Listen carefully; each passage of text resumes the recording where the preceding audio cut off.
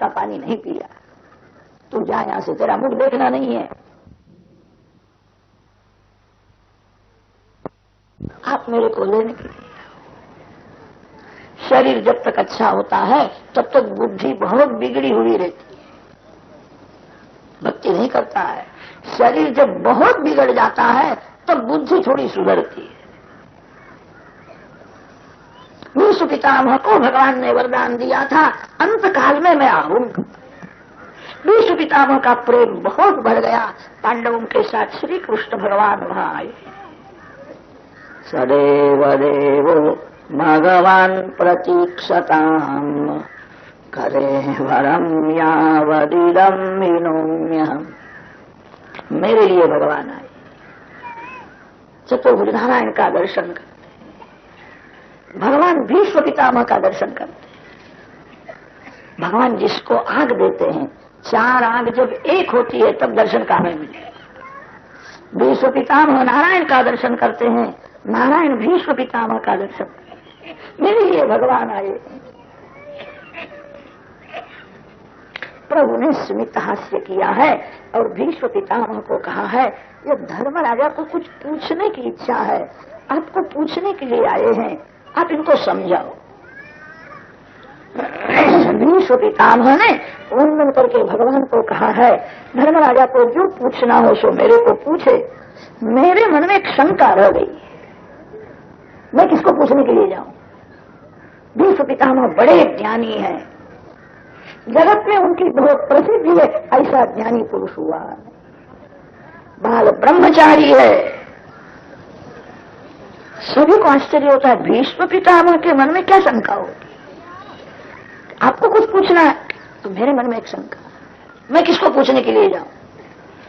भगवान ने स्मित हास्य किया और कहा, आपको जो पूछना हो मेरे को पूछो। भीष्म पितामह हाथ जोड़ करके भगवान को पूछते हैं, मेरे को बराबर याद है, जीवन में कभी मैंने पाप नहीं किया,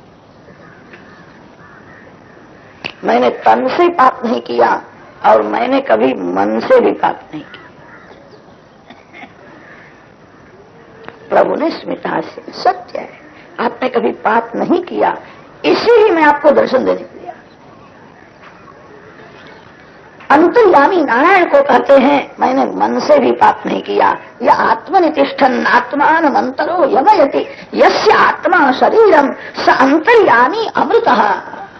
श्री कृष्ण अंतर्यामी नारायण है।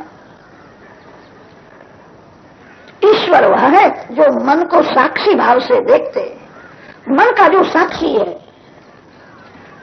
भीष्म पितामह ने भगवान को कहा है, मैंने मन से भी पाप नहीं किया, मेरे को बराबर याद है। दुख पाप का फल होता है, मैंने जीवन में कभी तन से पाप नहीं किया, मन से पाप नहीं किया, तो भी अंत काल में मेरे को यह सजा क्यों होती है? अति दुख है। ये तो आपकी दया है, ऐसे दुख में भी मैं आपका ध्यान करता हूं, आपका स्मरण करता हूं, बहुत वेदना होती है। मैंने कभी पाप नहीं किया है, मेरे को ऐसी सजा क्यों होती है? प्रभु ने स्मित हास्य किया और कहा, आपने पाप तो नहीं किया, आपने पाप देखा है, इसकी यह सजा है। पाप देखना भी पाप है, पाप सुनना भी पाप है। कोई पाप करता हो आंख बंद कर दो, देखना नहीं। जो दूसरे के पाप को देखता है उसको सजा होती है, किसी का पाप सुनना नहीं। आपने पाप तो नहीं किया, आपने पाप देखा है। भीष्म पितामह को याद नहीं आता मैंने कब पाप देखा कि दादा आप भूल गए हो, दुशासन द्रौपदी को सभा में ले आया, उस सभा में आप बैठे थे। दुर्योधन और दुशासन तो महामूर्ख है। दुर्योधन बकता है, दासी है, नग्न करो। उस दिन सभा में मैं आया था, मेरे को यही दुख हुआ कि भीष्म जैसे ज्ञानी पुरुष सभा में बैठे, जिस सभा में एक महान पतिव्रता स्त्री का अनादर हो गया। आपके जैसे ज्ञानी पुरुष वहां बैठ करके देखते हैं, आपने पाप देखा है, इसकी यह सजा है। पाप देखना पाप है, अंधेर नहीं है, देर है। भीष्म पितामह को याद आया, सत्य है उस दिन मेरी बुद्धि बिगड़ गई थी, दुर्योधन का अन्न खाया था, सभा में बैठने की जरूरत नहीं थी। पाप किया दुर्योधन ने, मैंने देखा, इसकी सजा हुई है। मेरे भगवान जो करते हैं योग्य है। भगवान की नजर पड़ी है, वेदना शांत हुई। भीष्म पितामह ने धर्मराजा को सुंदर उपदेश दिया है। फिर तो भीष्म पितामह आंख में से भगवान को अंदर ले गए। बाहर दर्शन करने के बाद अंदर दर्शन करो। आत्मस्वरूप में जिसको नारायण का दर्शन होता है उसको कभी भगवान का वियोग नहीं होता। जिसको भगवान का दर्शन बाहर होता है उसको भगवान का वियोग भी होता है। बाहर दर्शन करने के बाद उस स्वरूप को आंख में से अंदर ले जाओ। आत्मस्वरूप में नारायण का दर्शन करो। विश्व पितामह अंत काल में भगवान की स्तुति करते हैं। इति मति रूप कल्पिता वितृष्णा भगवती सात्वत पुंगवे विभूमि। मैं शरण में आया हूं, मैं आपका हूं, कृपा कर। भीष्म स्तुति का विचार करने से ऐसा लगता है जिस ज्ञान में भक्ति का साथ नहीं है वह ज्ञान धोखा देता है। जिस योग में भक्ति का साथ नहीं है वह योग मरण को बिगाड़ता है। भागवत का सिद्धांत है ज्ञान और योग भक्ति से ही सफल होते हैं। जिसको भगवान के स्वरूप का ज्ञान हुआ है वो भगवान की भक्ति के बिना रह सकता ही नहीं।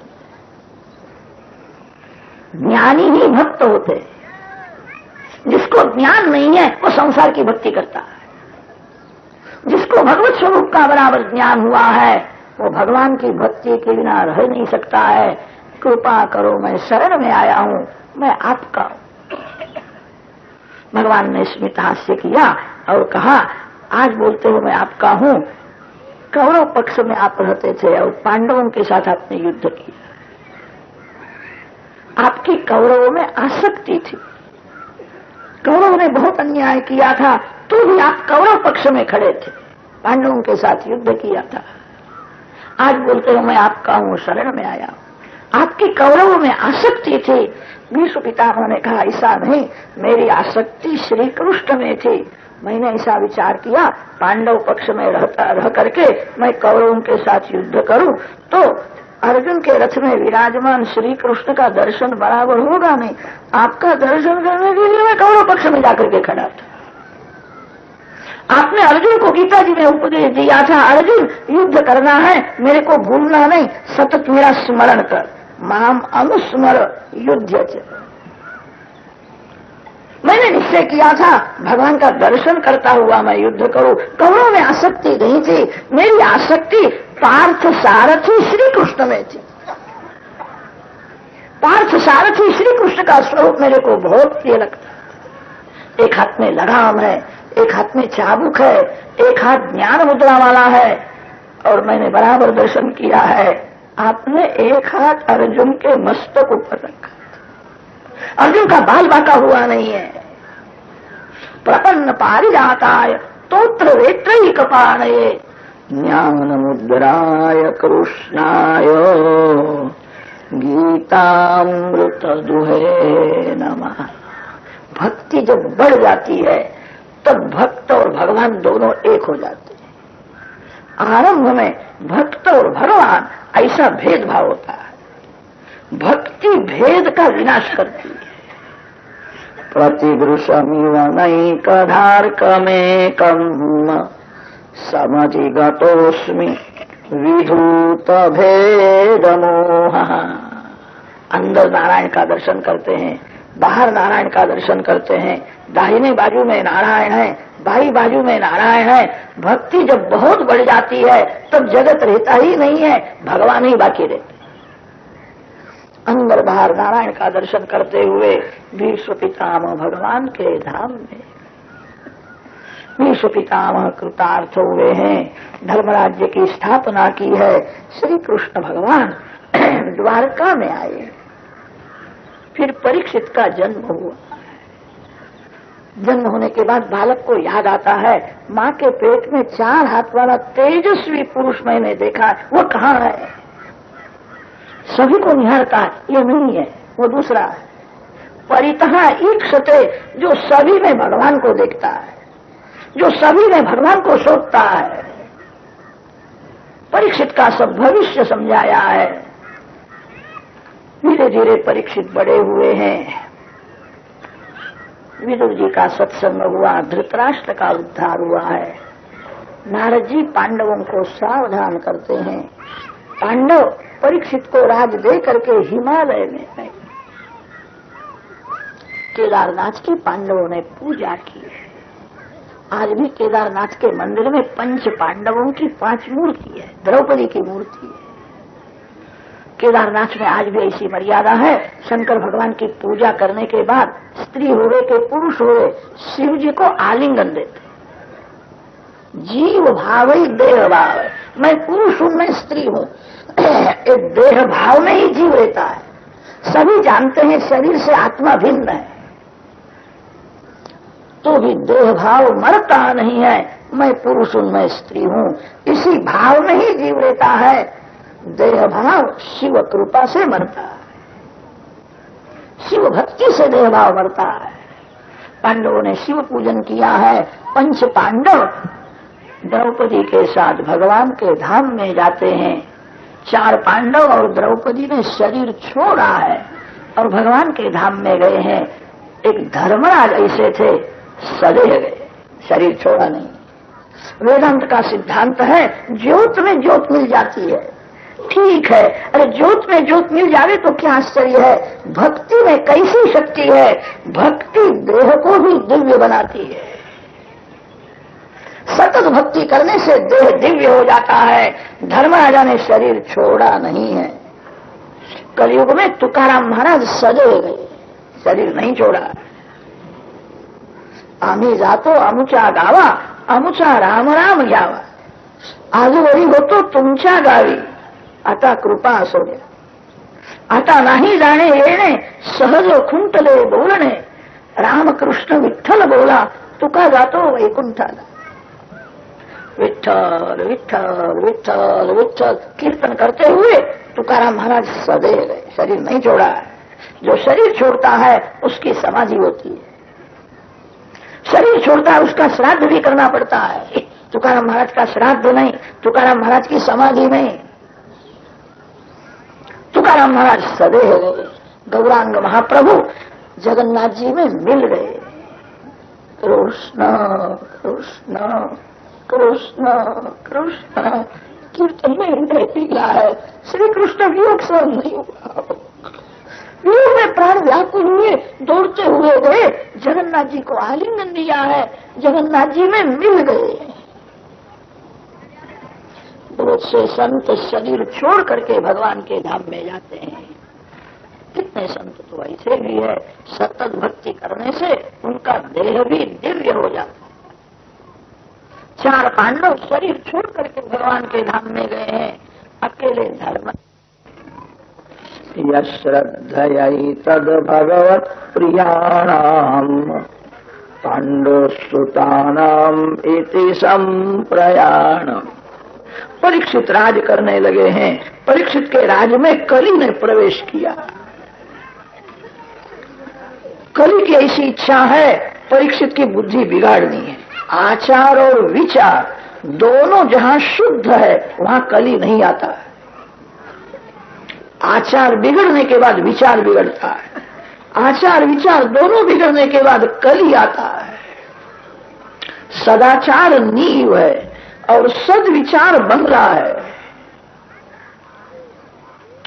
सदाचार बिना सद्विचार टिकता नहीं है। 5-10 मिनट भी मन पाप करता है, 5-10 मिनट मन खराब विचार करता है। आचार शुद्ध होवे तो ही विचार शुद्ध होता है। साधारण मानव के हाथ का पानी नहीं पीना चाहिए। सभी को हाथ जोड़ो, सभी को वंदन करो। अपने मन को शुद्ध रखना हो, सदाचार की मर्यादा छोड़ना है। वीर्य में जल तत्व मुख्य होता है। जिसके पेट में अशुद्ध जल जाता है उसका वीर्य बिगड़ जाता है। वीर्य बिगड़ने पर जीवन बिगड़ता है। अन्न दोष मन को बिगाड़ता है और जल दोष वीर्य को बिगाड़ता है। ऋषियों ने इसीलिए वारंवार आज्ञा की है, किसी का अनादर न करो, साधारण मानव के हाथ का पानी भी नहीं पीना चाहिए। परीक्षित राजा का जीवन बहुत शुद्ध था। कलि पुरुष को परीक्षित को स्पर्श करने की हिम्मत नहीं होती थी। महाभारत में नल राजा की कथा आती है। न राजा धर्मात्मा थे, कलि उनके पीछे पड़ा था। ये कोई पाप करे, भूल करे तो मैं उनके शरीर में प्रवेश करूं। बहुत ठंडी पड़ी थी। रात्रि के समय में लघु शंका करने के बाद पांव की शुद्धि बराबर नहीं की, इसलिए कलि ने पांव में प्रवेश किया, बुद्धि बिगाड़ दी है। दीर्घ शंका लघु शंका करने के बाद हाथ पांव की मुख की शुद्धि करो, ज्यादा नहीं तो 5 कुल्ला करना ही चाहिए। आप तो सब करते ही होंगे, ज्यादा आपको कहने की जरूर नहीं है। करते न हो तो करो। जिसका आचार शुद्ध नहीं है उसके बुद्धि में पवित्र विचार रहता नहीं। आचार बिगड़ने के बाद विचार बिगड़ता है। आचार विचार दोनों जब बिगड़ जाते हैं तब घर में कलि आता है। कलि पुरुष ने माया बताई है। गाय को एक शूद्र मारता है, बैल को 3 पांव उसके काट डाले हैं, उसको मारता है। राजाओं को पदवी है गौ ब्राह्मण प्रतिपाद। राजा लोग बहुत सावधान रहते हैं, मेरे राज में गाय दुखी न हो। गाय घास खाती है और दूध देती है। गाय माता के बहुत उपकार है। भैंस का दूध चर्बी को बढ़ाता है और गाय माता का दूध शक्ति को बढ़ाता है। भैंस का दूध बुद्धि को जड़ बनाता है और गाय माता का दूध बुद्धि को शुद्ध करने वाला है। भैंस का दूध बहुत पीने लगे तभी से लोगों की बुद्धि भैंस के बच्चे के जैसी होने लगी। गाय माता का बालक शुद्ध होता है, पवित्र होता है, चपल होता है। सभी लोग गाय माता का दूध पीने का आग्रह रखे तो गाय की सेवा होगी। देश में जो अनर्थ हो रहा है वो अनर्थ अटक जाएगा। गौग्रास देना चाहिए, गाय को अर्पण किए बिना नहीं खाना चाहिए। गाय पशु नहीं है, तुलसी जी झाड़ नहीं, श्री गंगा जी श्री यमुना जी पानी नहीं है। उनका बहिरंग स्वरूप ऐसा लौकिक के जैसा दिखता है। तुलसी जी को कभी झाड़ मानना नहीं, गाय को पशु समझना नहीं। गावो विश्वस्य मातरः। मेरे राज में गाय को बैल को कौन त्रास देता है। सत्य दया तप और पवित्रता धर्म के 4 अंग है। कलि ने 3 पांव काट डाले हैं। कलियुग में धर्म केवल दया दान के ऊपर टिकता है। तेरे पांव किसने काट डाले? तेरे को कौन त्रास देता है? पापी के सन्मुख अंगुली बताना भी पाप है। पापी का स्मरण करना भी पाप है। आप कभी दारू को नहीं छूते हो, दारू पीने वाले को याद करो तो दारू आपके मन में आ जाएगी।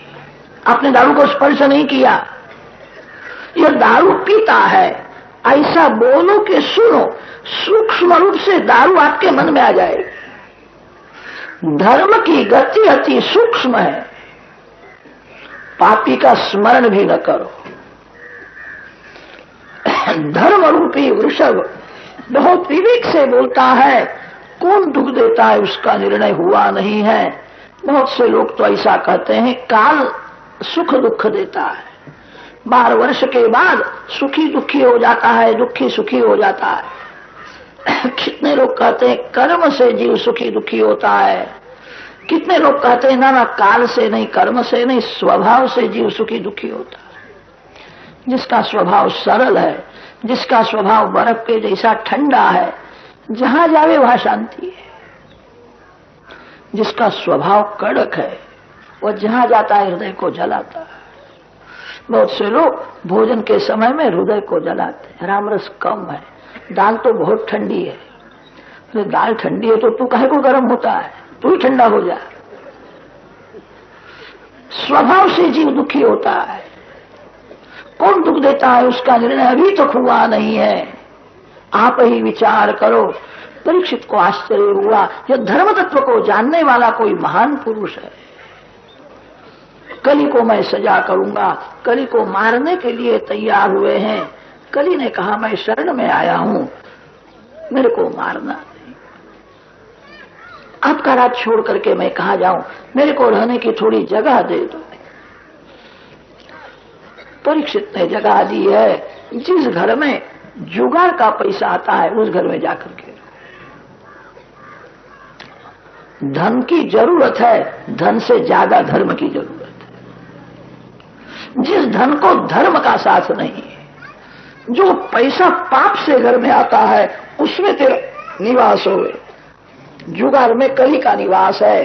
द्यूतम पानम स्त्रिय सूना, जिस घर में लोग मदिरा पान करते हैं, मांस का सेवन, उस घर में कली का निवास होता है। भागवत की कथा सुनते हो, आज से ऐसा नियम लो, भगवान जिसका स्वीकार नहीं करते वो मैं कभी नहीं लूंगा। भगवान को अर्पण करके ही लेना है। भगवान को कोई पान सुपारी अर्पण करे तो भगवान उसका स्वीकार करते हैं। कदाच कोई भगवान को तम्बाकू अर्पण करने के लिए जावे तो भगवान ना बोलते मैं तम्बाकू नहीं लेता। तम्बाकू खाना, तम्बाकू पीना, सूंघना बड़ा पाप है। तम्बाकू में कली का निवास है, भगवान भी उसका स्वीकार नहीं करते। जिसका स्वीकार भगवान नहीं करते वो मैं कैसा लूं। जहां वेश्या रहती है वहां कली का निवास होता। परीक्षित ने कली को कहा है सुवर्ण में तेरा निवास होवे। कली पुरुष ने निश्चय किया एक दिन राजा की बुद्धि में बिगाड़ दूंगा। राजा के घर में अन्याय का धन, पाप का धन बहुत आता। परीक्षित की बुद्धि कली ने बिगाड़ी है।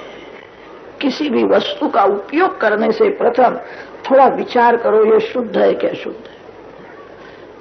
काल दोष, कर्म दोष, कर्ता का दोष, निमित्त का दोष प्रत्येक वस्तु में आता है। किस काल में यह घर में आया है, किस निमित्त से आया है। पांडवों के घर में पाप का पैसा था। परीक्षित की बुद्धि बिगड़ जाती है। जरासंध का सोने का मुगट घर में था। परीक्षित को अच्छा लगा है, विचार किया नहीं, मस्तक के ऊपर रखा, बुद्धि बिगड़ गई। शिकार खेलने के लिए गए, अनेक पशु पक्षियों की हिंसा की। मध्याह्न काल में भूख लगी है, प्यास लगी है। शमीक ऋषि के आश्रम में आए हैं। शमीक ऋषि ध्यान करते थे। परीक्षा करने की इच्छा हुई। मर गया हुआ एक सांप मरा हुआ वहां पड़ा था। उस सांप को उठाया, शमीक ऋषि के गले में पहनाया। दूसरे का जो अपमान करता है वो अपना ही अपमान करता है। दूसरे के साथ जो कपट करता है वो आत्मा के साथ ही कपट करता है। परीक्षित ने शमीक ऋषि के गले में मरा हुआ सर्प डाल दिया। जीवित सर्प को गले में आने का आमंत्रण दिया। कोई भी विपत्ति आती है उसके प्रथम बुद्धि बिगड़ जाती है। बुद्धि में कली का प्रवेश हुआ था। ब्राह्मण का अपमान किया। शमीक ऋषि के पुत्र श्रृंगी ने शाप दिया, 7वें दिवस में उसको तक्षक का दंश हो, इसका मरण हो। घर में आने के बाद राजा की बुद्धि सुधरती है। मैंने क्या किया। जीवन में एक ही बार परीक्षित ने पाप किया था। धन्य है परीक्षित को, पाप करने के बाद पानी भी नहीं पिया। मेरे को पानी पीने का क्या अधिकार है। पाप करने के बाद उपवास करना चाहिए। जिस दिन पाप होवे उस दिन एकादशी करो, उपवास करो। उपवास करने का अर्थ सिंगाड़े का हलवा खाना नहीं हो। भूख प्यास सहन करो। मैंने आज पाप किया, मैं झूठ बोला, आज मैं खाऊंगा नहीं। जीवन में परीक्षित राजा ने एक ही बार पाप किया था। पाप करने के बाद पानी भी नहीं पिया है। गंगा किनारे आए हैं। गंगा मैया मरण को सुधारती है। तस्ताम न सेवेत मनुष्यमानः। परीक्षित अब राजा नहीं है, ऋषि के जैसे हो गए हैं। 7वें दिवस में मैं मरने वाला हूँ सुना, अंदर की आंख खुल गई है, विलासी जीवन की समाप्ति हुई है, पवित्र जीवन का आरंभ हुआ है। ऋषि को ऋषि मिलने के लिए जाते। अत्रिरो वसिष्ठश्च वनश्च गौतमो मेधातिथिर्देवलदेवरातौ पराशरो गाधिसुतोतरामः उतथ्य इन्द्र प्रमदे ध्रुमवाहौ मेधातिथिर्देवल आर्ष्टिसेना भारद्वाजो गौतमः पिप्पलादः मैत्रेय और्वः कवशः कुम्भयोनिः द्वैपायनो भगवान नारदश्च। 27 ऋषियों के नाम दिए। ऋषि को मिलने के लिए जाते हैं। राजमहल में परीक्षित का जीवन विलासी था, तब कोई ऋषि मिलने के लिए गए नहीं है। 7वें दिवस मैं मरने वाला हूँ सुना, विलासी जीवन की समाप्ति हो गई, पवित्र जीवन का आरंभ हुआ। संत को संत मिलने के लिए जाते हैं। संत ही संत को पहचान सकते हैं।